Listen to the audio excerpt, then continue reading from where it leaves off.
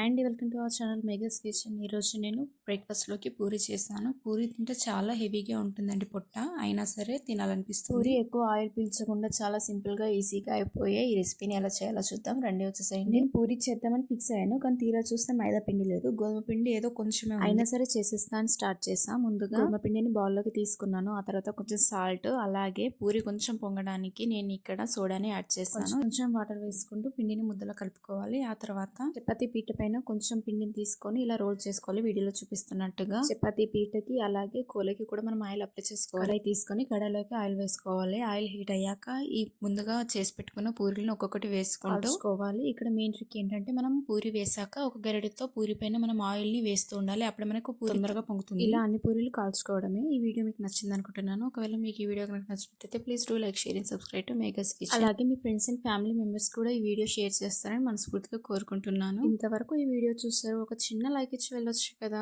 Thank you.